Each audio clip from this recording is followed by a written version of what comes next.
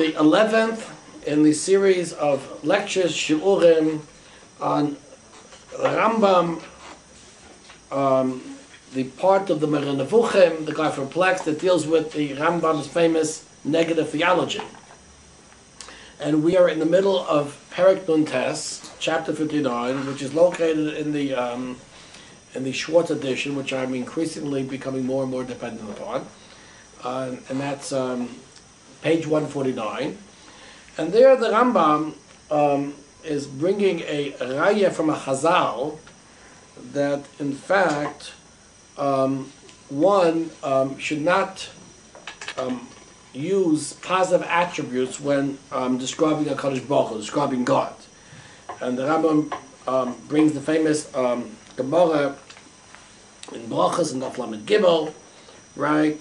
Who the Nachas Kamid Rab Chanin, the person who came to say a tefillah. I guess he was a chazoras hashatz, a repetition of the reader, which is commonly understood in English, the shlirat tzibur, and Rab Chanin said, and the person began increasing the number of accolades, to which Rab Chanin says, it's enough that we only say 3. Had we Moshe Rabbeinu not said them, we would not have said them, but how come you're increasing them?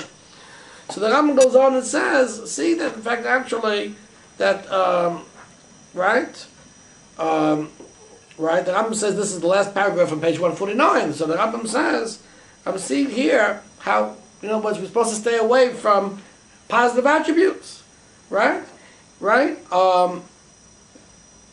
That the only reason we say them is because, in fact, that the Torah used them. Why the Torah used them? Torah used them because of Dibra Torah Kloshim B'nei Adam. The Torah speaks the language of men. In the last shiur, last class, we spoke extensively what this means for the Rambam. Goes on, the Rambam says, right? Really, in fact, you should only use these attributes when you're reading the Torah. Because you're reading the Torah, you're reading the Chumash, the Pentateuch, the Holy Scriptures, and Holy Scriptures use these accolades for a reason which the Rambam discussed in Perek Avav. The accolades were used because people at the time of the Chumash, says the Rambam, had the Torah not used these accolades, they would have been driven towards atheism, and therefore, since they can only relate to a Kadosh Baruch Hu through the apprehensions, human apprehensions, and that's what the Rambam understands the phrase of the Gemara meaning Dibra Torah Kloshim B'nei Adam. So therefore the Torah uses accolades too, and says the Rambam, really, we should only refer to these accolades or use them when we're reading the scriptures themselves. Kornos and Torah. But since the Anshe Knesset Gedolah came, page 150, V'hein Nevi'im, and they are Nevi'im. This is the most important word in the Moreh Nevuchim. That's the most important word in the Moreh Nevuchim Nisi Shiurim. The Rambam mentions that the Anshe Knesset Gedolah were Nevi'im. The fact is, the Anshe Knesset Gedolah were actually not all Nevi'im. However, the Gemara Megillah, Daf Yud Zayin, is mentioned that some of them were Nevi'im. So says the Rambam, we'll explain the question is, why does the Rambam have to mention Anshe Knesset Gedolah were Nevi'im? We'll explain this in a little while. But says the Rambam, since the Anshe Knesset Gedolah came along, meaning the men of the Great Assembly, and the Rambam says, V'hein Nevi'im, and they are Nevi'im, V'tikdush Teyamana, and they established that these 3 words, Godel, Hagibah, Vanera, should be used what? B'tefillah, in the liturgy of the prayer. But Rasenu he loima oitem uvad. So therefore, because of this, we use these 3 words.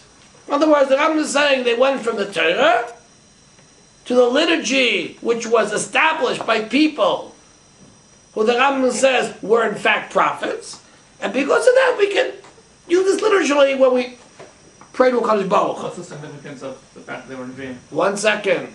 That's going to be the entire shiur today. Sorry. No, that's okay. Fine. Ruach hadvarim ha'eloi. In other words, the basic gist of what is being said, not only said by Rabbi Chanina. In other words, what is the pshat? What is the meaning of Rabbi Chanina? Shu oimem al-furish. There were 2 things that come together, 2 factors that allow us to use these words, to attribute positively attributes to God, right, in tefillah. Echad. Number one, it appears in the Torah. Vasheni, and the second, Shanavim Tiklus Balabem, the Nevi'im, right? Nevi'im. Once again, the word Nevi'im established we should use them. Vinei Lulei Hahecha Charisha. Had they not appeared in the scriptures, Lo Hayinu Maskil Maisa, we would not mention them. V'Lulei Hahecha Hasheni. And were it not for the second point, namely that Nevi'im were the people who established our liturgy of prayer, Lo Hayinu Maitziim Oisam in Kaimim, we would never take them out of the Pentateuch and place them in the liturgy of prayer. Right? We wouldn't use them to pray.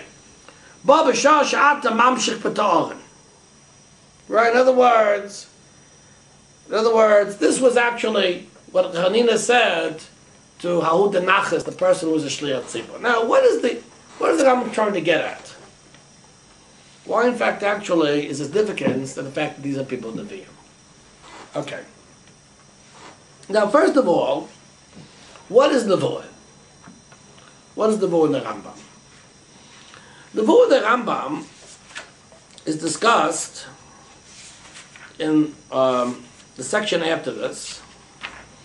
And the Rambam indicates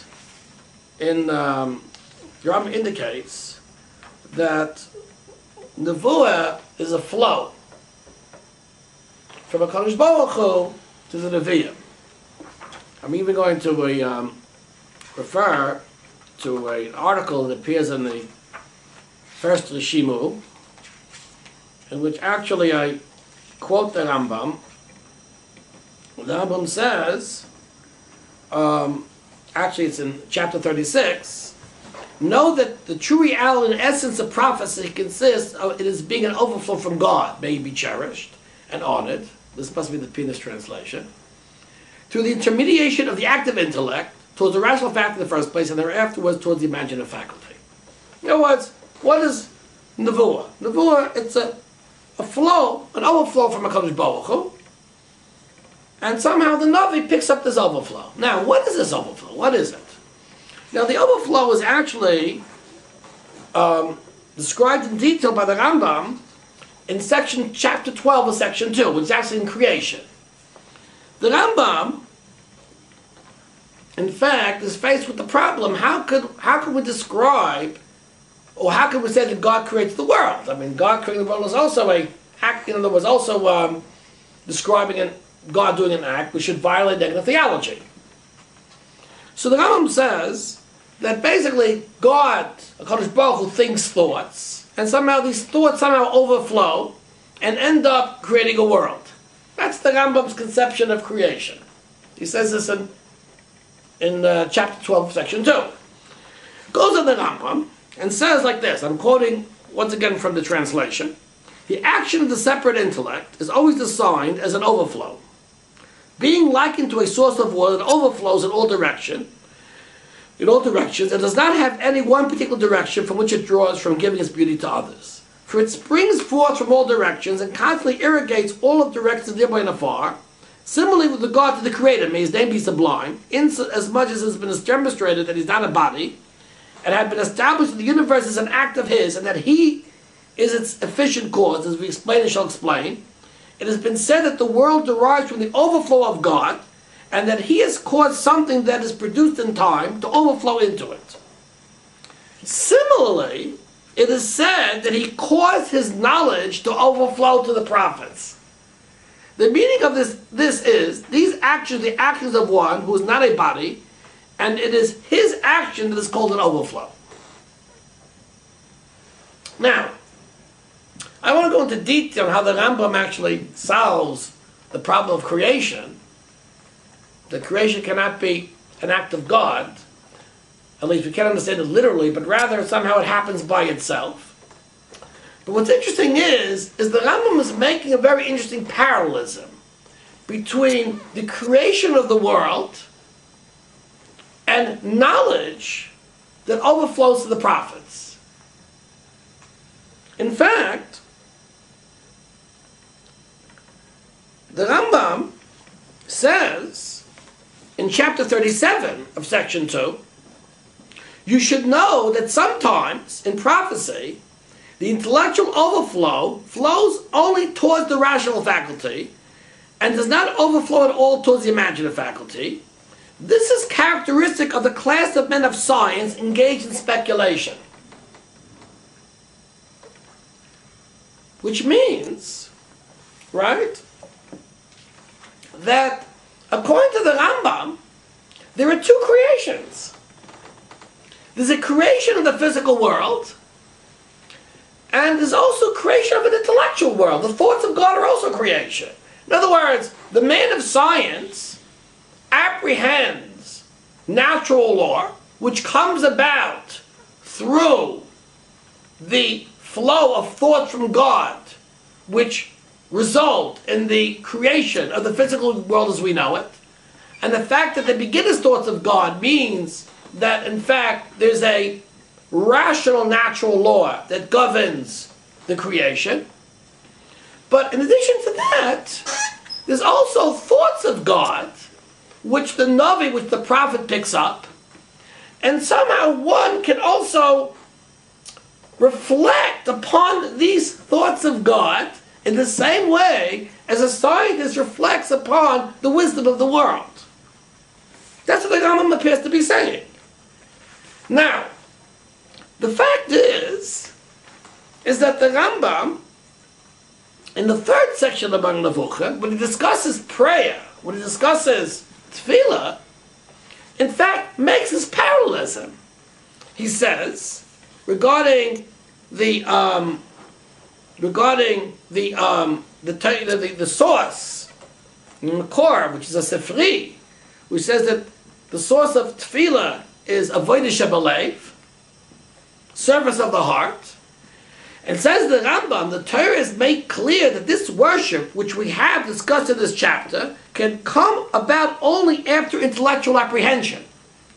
The verse says, to love Hashem your God and to worship Him with all your hearts and all your souls. That's a Devarim. It says the Rambam, we have already made clear several times that love of God is in accordance with intellectual apprehension. After love will follow worship, which the sages have also referred to as worship of the heart. This is, in my opinion, philosophical reflection on the primary thought and meditation on this as much as possible. Now, what's the Rambam saying? This is a little summary of the article that I wrote in Rishima. The Rambam is saying like this. We know from the Mishnah Torah that how does a person come to love God? The mitzvah of Avos Hashem. The Rambam says in two places in the Mishnah Torah, and you say the Torah, Perek Beis and Perek Yud Hilchos Tshuva, that when a person reflects upon the creation and upon the chachma, the deep wisdom which underlies the world, that a person is drawn to love God. What the Rambam seems to be saying is the same thing happens in tefillah. That in tefillah, right, when a person intellectually apprehends, right, has an intellectual apprehension, then, in fact, that constitutes, this, a love will follow, and this constitutes the act of tefillah. In other words, the act of tefillah comes as a result of intellectual apprehension. Now, how does the act of tefillah come from intellectual apprehension? I mean, no one davens a physics book. You don't daven the Feynman lectures. But it must be making 1 + 1 = 2. What I claim is, what the Rambam really means to say, is that the words of the Nevi'im, the words of the prophets, are also a creation. They're intellectual thoughts of God that man apprehends. When man reflects upon these words of God, the words of the prophet, then this is the same thing as reflecting upon the creation, which also comes from the thoughts of God, and this brings a person to love God. And in fact, the Rambam says this explicitly in chapter 51 of section 3. I'm quoting the Rambam. I will now commence to guide you in the proper methodology in order that you shall reach the great achievement, which means davening with kavanah, praying with intention. The first things is to try to empty yourself of all outside thoughts when you recite the Shema and the prayer, meaning the Shemona Esrei, the 18 benedictions. When you accomplish this and it becomes rooted with you in after years, attempt after which every time you read for the Torah or hear it. When this has become rooted in you after a certain period, try every time you read for the prophets and that your thoughts are always pure. Even during all the blessings, reflect upon what you say and pay attention to the meaning. In other words, reflection upon the nusach of the tefillah is the same thing as reflecting upon the Chumash. Now, what's the analogy, what's the zushtel, between the Shemona Esrei and between the words of the prophets? We have it here in chapter 59. Since the Anshe Knesset HaGedela were Nevi'im, in other words, the Nusach, the liturgy of the Shemona Esrei, of the Jewish prayer, was composed by prophets who took accolades, took attributes of HaKadosh Baruch Hu from prophecy. In other words, it's an entire prophetic industry. In other words, the accolades originate in the prophecy of Moshe Rabbeinu, and the Anshe Knesset HaGedela, who are prophets, compose the tefillah with prophetic inspiration. They actually took the same words and transplanted them. So, when a person prays, what he's doing is, he's reflecting upon these thoughts of HaKadosh Baruch Hu, God, in much the same way as when a person reflects upon the world, he reflects upon the Chachma, the wisdom of HaKadosh Baruch Hu, and this constitutes praying with intention, praying with kavanah, and from this comes a love, a gushing forth of a love of HaKadosh Baruch Hu. It's real Litvisha tefillah. Litvisha tefillah is like a limud HaTorah. It's like doing science. That's what the Rambam says when he says they're Nevi'im. It's the prophetic dimension, the prophetic inspiration that went into composing the liturgy of the Shemona Esrei, which makes it a literal creation of God, the thoughts of God that emerge and are picked up by the prophet, and that allows a person to reflect upon these things like it reflects upon the creation of HaKadosh Baruch Hu, which also originally God's thoughts, according to chapter 12 of section 2. And that's why a person's allowed to daven. That was my pshat in Negative Theology. And not like Dr. Ehud Ben-Or in his article in the Harvard Theological Review,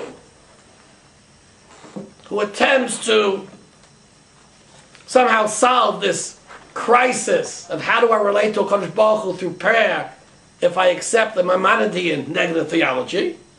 He says a pshat, which I don't want to say it on the internet, but in fact actually it's totally contradicted by what the Rambam says in chapter 59, that perfection is a human component, a human apprehension. And that's something that we can attribute. Not every human profession we attribute to HaKadosh Baruch Hu. He wanted to say that anything we think of as a perfection, we can attribute it to God, and that's called tefillah. And I say, Dr. Ben-Or, that's Avodah Zarah, that's Christianity. That's not Judaism. It's called Reform Judaism. It's Christianity. And I'm very, very surprised, Professor Hilary Putnam, that you gave your haskama to Dr. Ben-Or in an article you wrote on, I don't know, some magazine, quarterly, but I can't blame you. I don't think you're a mumcha in the Rambam. You're mumcha in other things, but on the Rambam. By the way, I like what you said about Wittgenstein and religion. I think that's MS. But in other case, so in other words, that's what the Rambam is saying. What allows me to pray? What allows me to pray, because the tefillahs were composed by the Anshe Knesset HaGedela. And when I pray, I'm supposed to reflect upon these words which come from prophetic inspiration, whose source is the prophecy of Moshe Rabbeinu. and I can reflect upon these things just as I reflect upon God's creation. And this will invoke a tremendous love for HaKadosh Baruch Hu, and this concept is what's called Avodah Shebalev. This is the service of tefillah, prayer. That's the Shittas HaRambam, in my opinion. That's where he says Nevi'im. Is that, you asking what name? Whatever it is, that's the Mahalach. The Ram emphasized the Nevi'im. It's interesting. The object of the word all Nevi'im. The Gemara says in Megillah that they had among them Nevi'im. But so it's very interesting. Very interesting. The Ram answers the question too. What do you need Nevi'im? The answer is to compose a nusach tefillah you need Nevuah, because otherwise we could not possibly make a positive attribute to HaKadosh Baruch Hu. That's why you need the Nevi'im. Okay, very good. Yeah. Rabbi Shemaim, he was much later.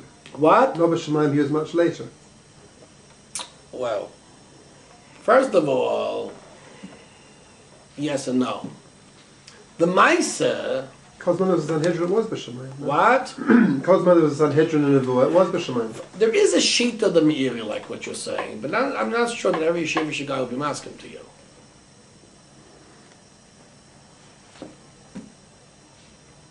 I mean, the Gemara says, "Lo nitu g'shut l'neviim l'chadish b'dava."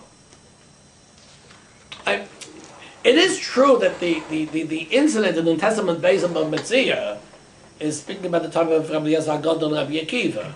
But I'm sure that, but most of the Forscher would understand that Lo B'Shemayim since it's actually a pasuk in the Torah. In fact, you want to know something? It's certainly before it. I can bring you a raya. From Tmura to Zayin Amud Aleph, in the Art School edition, the follow 16, side A. That in fact, actually, that they asked that Yoshua forgot halacha, and the Gemara said, and what does Yoshua? What does he say? Lo B'Shemayim. So you see, it's not true. Right. There's what to speak about here. Maybe we'll have a separate series of lectures on Lo B'Shemayim. But based upon the Gemara and Tamur, I could certainly claim that Lo B'Shemayim came after immediately after the door of Moshe Rabbeinu, Yeshua. I'm just saying there's room for people here. Your statement, even though the Meiri happens to agree with you. But Derech Agav, now that we're speaking about Shemayim, I want to correct the Kesed Mishnah. Because the Rambam in Perek Tes brings the pasuk Ela Dvorim She'ein Novi Rosh L'Chadish B'Davar, and the Rambam says Lo B'Shemayim Hi. So the Kesed Mishnah says the Bekor of the Rambam is the New Testament base in B'Metzia. With great respect to Ramana Beit Yosef, that's not true. The Makor of the Rambam is the Zayin Amud Aleph and Tamura. Why is that true? Well, the Pashas is why is the Rambam bring both Pesukim? But the real reason that's true is because the Rambam like this. If from New Testament base above Mitzvah, I know I'm going off on a tangent, but I think this is an important tangent to go off on because this is a chiddush that I've always wanted to put on the internet. From New Testament base in Bab Metzia, the adage Lo B'Shemayim only applies if there's a machlokes dispute to adjudicate a halachic dispute based upon a sign from heaven, just by some type of divine sign. But the Rambam adds, the Rambam says, you can't learn pshat, you can't interpret a pasuk based upon prophetic inspiration. Where do I get it from New Testament base in Bab Metzia? It has to be from Tamura. So the Kesed Mishnah, in my opinion, of course I say this with great humility, but the Kesed Mishnah, in my opinion, is Tzarchi and Gadol. The Makor is Tezayin with Beis in Tezayin in Tamura. That's the Makor of the Rambam. I think I once said this at a Bav Mitzvah. My brother-in-law Yosef said he had the same ha'ara. I wasn't sure whether to believe him. But anyway, but I asked Bechila Yosef that in fact actually, I was chosheh b'ksheir. I mean, I don't know if it's kosher, but I was really chosheh b'ksheir. But he says to me he had the same ha'ara as the Rambam. But I was brave enough to say it at this bar mitzvah. Okay, fine. Now, let's go further in Moreh Nevuchim. Okay, is that fine? Okay, fine. Tefillah has nothing to do with a relationship between the individual and God as much. It's not a direct relationship, right? It's not a relationship at all. It's just the human's apprehension. It's a way for the human to apprehend God's existence. Right. It's the love of God. In other words, how do I love God? You don't directly love God. That's Christianity. Christianity, you love God. God is perfect. You love Him. But in Judaism, you don't directly love God, at least according to the Rambam. You study the world, and this brings forth the love of God. Tefillah is not talking to God either. Well, obviously not, because if I'm talking directly to God, how do you talk to God? In Rambam, in Maimonides, Negative Theology, how do you talk directly to God? When also something, even a Navi is not speaking to God. According to the Rambam, except to Moshe Rabbeinu. The Navi, for the Rambam, it's mashma that the Navi somehow picks up these thoughts of God. He's not for the Rambam says it's an overflow from God. The Navi is also not speaking directly to God. The only Navi that speaks directly to God is Moshe Rabbeinu. We'll speak about Moshe Rabbeinu some other time. In fact, that's what the Rambam means when he says repeatedly in the section of prophecy, I'm not going to speak about Moshe Rabbeinu. Because Moshe Rabbeinu is a different chefza from the Nevi'im. The Nevi'im are picking up the thoughts of God. Just like Penzias and Wilson picked up radiation from the Big Bang. They picked it up. And from this radiation, we can create equations which tell us about the Big Bang. That's what Navi is doing. But he's not directly speaking to God. Moshe Rabbeinu, though, seems to be directly speaking to God, even though there's very little about Moshe Rabbeinu in the Moreh Nevuchim. That's the big surprise that I'm going to up with in the 20th shiur over here. Where's Moshe Rabbeinu in the Moreh Nevuchim? It's not there. There's more Moshe Rabbeinu in the Yud Gimel there is in the Moreh Nevuchim. Yeah. But if that's the analogy, then the Navi could be wrong. What? If that were the analogy, that it's like the radiation of the Big Bang, then the Navi can make mistakes. Then the Navi would make mistakes. But here, so in other words, first of all, I think there is actually a Radak that says a Navi can make mistakes. Or maybe the Sefer Ikrim. Sefer Ikrim says the Sefer Ikrim says the Navi can make a mistake. I think the Sefer Ikrim says the Navi can make a mistake. But no, because look. The Yesodei Torah seems to say no. What? The Yesodei Torah seems to say we're testing precisely because if he makes a mistake, we kill him. No, because he predicts something that's not going to be true. But we say no. So that's what we say. No, but why would he make a mistake? In other words, if he predicts something's not going to be true, he was certain of something and he made a mistake. So therefore, it must be that he's a Navi Sheker. I'm not sure I understand your question. In other words, if I'm hearing these thoughts of God and tuning into them, probably I can't make a mistake. That's not like deducing Big Bang from traces. I understand what you're saying, because maybe the thoughts of God are different than the Big Bang. In other words, there's no question about the Navi has to interpret something. The Rambam says that in Yesodei Torah. He says the Moreh Nevuchim do. The Navi is interpreting something. The Navi is not telling you. The Navi doesn't speak to God. Doesn't hear from God. He interprets something. Everybody says that about Nevuah. The Navi sees a mashal, interprets the mashal. Everybody says that about Nevuah. Only Moshe Rabbeinu doesn't see a mashal. That's close to speculation and meira. Akadei Kach, the Yikrim says he can make a mistake. But in other words, the fact is that the Navi makes predictions. He's called Navi Sheker. We claim that such a mistake to predict something which is not true. Right? He must have been sure of it. Therefore, he must be a Navi Sheker. I don't want to go into this, but in other words, I think the analogy of the Rambam is clear. That's real for sure. My Monday in prayer. Okay, fine. Now goes on the Rambam and continues. We're on page 150. Okay? It's interesting, the Rambam puts this in like Derech Agav. Why did the Rambam make this so difficult to figure out? It's interesting. I guess maybe the Rambam, I don't know. This is just, I guess. If what I'm saying is true, which I think it clearly is true, the Rambam stuck this in a little bit. I think maybe the fact is that we don't really naturally look at tefillah in that way. Maybe if a person thought this was tefillah, maybe most people wouldn't daven. Could possibly that after this internet shiur, maybe people are not going to daven mincha. I'm just saying, no one thinks it's tefillah like this. So the Rambam, this is one of the Rambam somehow has to be meramis, has to allude to it. In other words, it's not your typical understanding of what tefillah is. Although I claim, I think in my article I claim, that Lamaisa the Briska hold like this too, of Chaim Soloveitchik. If I'm not mistaken, I can't really remember everything I say, but actually I claim that this, what the Rambam says, it's actually mashma, the way Rab Chaim learns in the Rambam, in the Mishnah Torah. Now I see it's out of this article. But the Rambam, the Rab Chaim says, the Mishnah Torah, that Rab Chaim says in the Mishnah Torah, it's not Rab Chaim, it's mashma the Rambam like that too. But Rab Chaim says in the Mishnah Torah, there was kavanah in tefillah, and this is the first Rab Chaim. Right? It's what? Standing in front of HaKadosh Baruch Hu, right? And Perush HaMilah. What's Perush HaMilah? What's Perush HaMilah if not what? Reflecting upon the words. When you think about it, right? If you daven with Perush HaMilah, and Rab Chaim is getting that from the Rambam, this is like Perush HaMilah in Shas. Reflecting upon the words, that's Maimonidean tefillah, ala negative theology. It's also brisket tefillah. Brisket tefillah.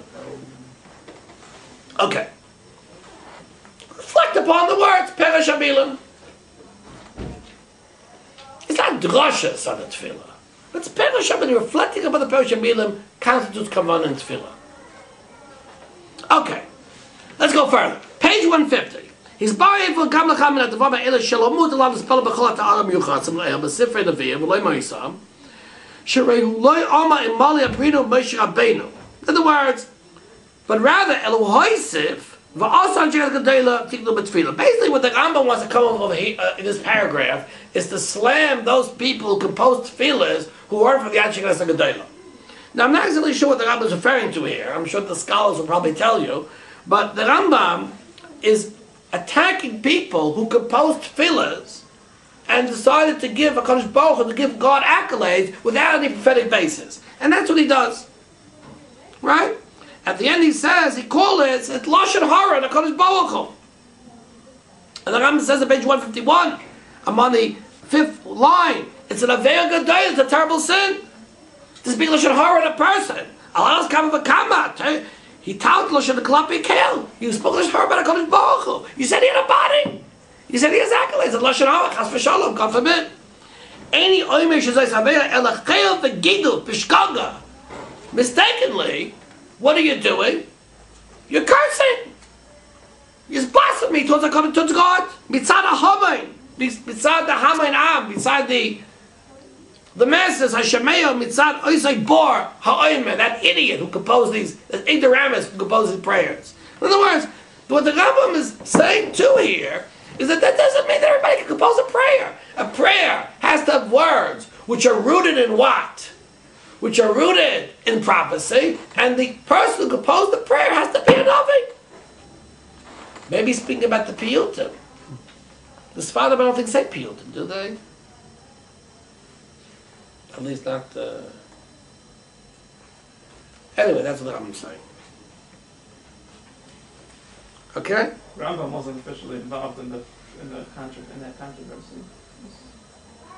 Controversy was afterwards, or maybe not. With Ibn Ezra. Yeah. I mean, it's about Chodesh Rishonim in Rosh Hashanah by saying the Piyuta. That's a different thing. I mean, wait, I don't know if that's. No, Ibn Ezra attacked the Kalir. Yeah, the Kalir, right? But I'm trying to think, is that has to do with the with this Nakuda? I don't know. The Rambam clearly is attacking people, says the Rambam, who compose prayers, who create all different kinds of accolades to try and make HaKadosh Baruch Hu, when in fact you shouldn't do it. The Rambam is a Gemara, connected that. But the point is, the Rambam is saying is, not only do the words have to have the origin of prophecy, but the person who composed literature has to be a prophet too.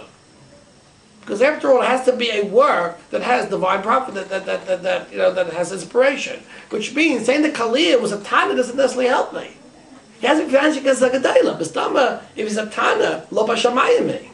Even Rabbi Sali will agree with me in the Testament base by that time. In other words, it has to be Frag Gedolah with Nevi'im. Anyone less than a Navi cannot compose a prayer with liturgy. Okay, now he goes on and attacks them. Is not really what I want to go into right now. And he finally says, Al tachu imash tigdon shkaz gedolah b'tfilas and brachas. Don't go beyond well yankez gedolah or basaken, enacting the tfilas and the brachas, the blessings. V'dai bekach behechra. It's enough what they did. Dayad ba'oid. Enough. He's actually going on in this. Kafi she'omer Rab Chanina. In other words, basically, the Rambam is saying is, Rab Chanina is speaking to all those future composers of liturgy and prayers who are basically doing stupid things and it's blasphemy towards the Kodesh Baruch Hu, and it's enough. It's enough to pray like that. Okay? Now, what about other accolades? So says the Rambam. I'm now on page 151, third paragraph. I want to skip over all these, the Rambam's sharp statements. As Yesra Ta'alam of Fim Sefer Nevi'im. What about the other accolades, attributes that appear in the prophets? Yesh the Koi Shash Ovim Aleya. One should, right, read them. Ach yesh lahamin kavish biyano shem toya peula oboy matzbi al shlilas hadarim. Then it says the Rambam, when a person reads them, a person has to believe that really we're describing an act of God. Or it's speaking about something that he isn't. But says the Rambam, you shouldn't spread this to the masses. Why not? Because in other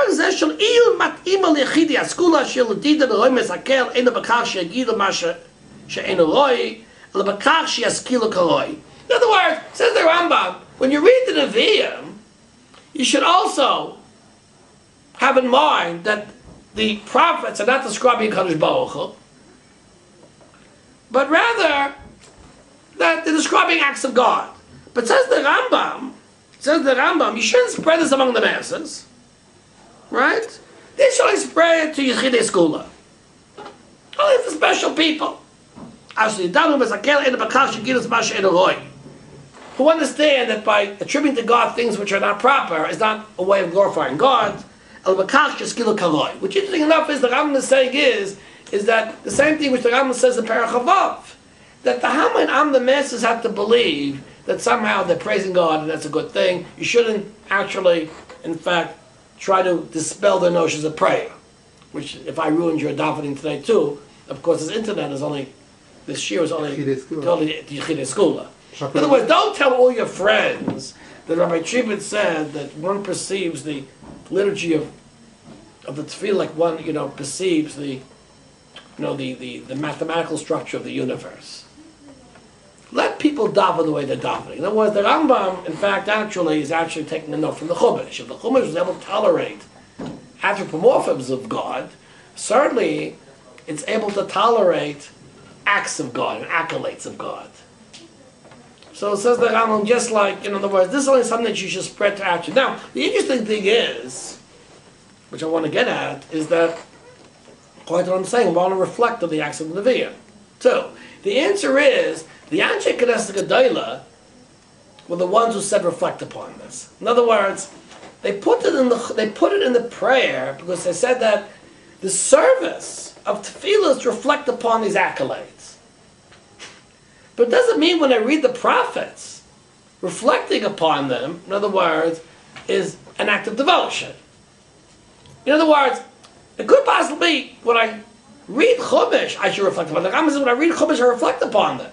But I should know that the that really we can't praise God directly. In other words, when I reflect upon the words of the Navi, I'm reflecting upon God's actions. That's what the Rambam is saying. So if you put my back to the wall and say, what are these terms describing? So intellectually, Rashi will say, the terms are describing acts of God. When I read the scriptures, I reflect upon these thought acts of God. That's what I'm doing, the acts of the words of prophecy. But this is something that I don't tell the Hamoinam. Okay, now, let's go further. He's go back to Rabbi Chanina. Now he says, He didn't say, Mashal Lamahadava Doima. He didn't say, there's a metaphor for this. What is this symbol to? How can we describe this with a metaphor?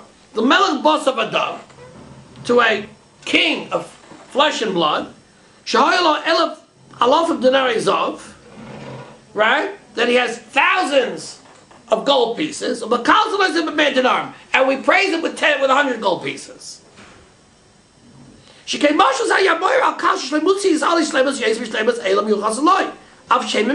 good. A beautiful diak of the Rambam. I don't think a nice diak. The Rambam knew how to learn. The Gemara says, what's the mashal? A king has thousands of gold pieces, and I praise him with silver. Gold has to do with silver. It didn't say that his 1,000 gold pieces, I praise him with 100 gold pieces. Why? Because that would imply, obviously, that what? That there is a perfection to God. Except that what? Man does not have enough accolades to describe his perfection. But there is a perfection. What the Rambam is saying is that language cannot describe God whatsoever. And this goes back to what I spoke about, to the ontological argument that Christianity believes that God is perfect. We cannot ascribe perfection to God. The notion of perfection is a purely human notion, and that's what the Rambam says. Right? The Rambam says, Ein Adava Kain, he said, silver. The highlights. Once again, to repeat this paragraph, listen to this Dr. Benor. Shetzleinu Shlamius, perfection for us, has nothing to do with God. Shlemius, Shetzleinu Shlemius, Ein Miminoi Klum. Our concept of perfection is not related to God. In other words, you can't attribute to God perfection. Even any human perfection which you attribute to God is a chisaron. It's a lack. Kafishuvhar. It's a ganai. That's what Rabbi Chanina says. In other words, the point is, Rabbi Chanina is enunciating the true Das Torah Jewish philosophy, that we cannot attribute to God perfection because perfection is something which is a human concept. It's a transcendental, which has no connection with Kodesh Baruch Hu of himself. That's what the Rambam is saying. Okay, now, Baruch Hashem, we finished Perek Nuntes, chapter 59, which is a very central chapter in the Rambam's Negative Theology. And the Rambam has several important chapters where he actually speaks about statements that are made about a Kodesh Baruch Hu, and in the Torah, in Chazal, and tries to explain them. Right? We're going to speak about that in Mitzvah Hashem. The fact is, however, is that after the Rambam explains all these things, he's finally going to get to chapter 68, Perek Samech Ches. And there the Rambam is actually going to violate his entire negative theology. He's going to attribute to God knowledge, and will, and intellect. And one of the major difficulties, essential problems in the entire section of negative theology is how can the Rambam reverse himself and actually describe God's essence in terms of knowledge and intellect, etc., etc. That's going to be one of the major issues that we'll deal with. However, what I think I'm going to do is that we're going to actually go very, very quickly through Prakim Samach, through Samach Zayin, from 60 to 67, because this Prakim, basically the Rambam just sort of like goes into details and explains how we can understand certain times when the Torah apparently violates negative theology. Chazal, how do we explain these things? And then after that, we're going to actually merge, going to go to the central issues of how does it all fit with the fact that the Rambam at the very end of the section of theology does in fact describe God's essence in more than one way. That's going to be a major. That's going to be one of the major problems in the issue of negative theology. So I think that basically we're going to finish this shiur. I think we have some time to go, but I think we'll finish it at this point, because to go on a news topic would actually enter into a whole, I think probably reflect upon this as the area it is. In fact, everything I've said I want you to reflect upon. My life imitates the Moreh Nevuchim, and reflect very deeply upon what I said. And until next year, everybody, Baruch Batzlacha, Kol Tuv. Mendelssohn, man. Mendelssohn's my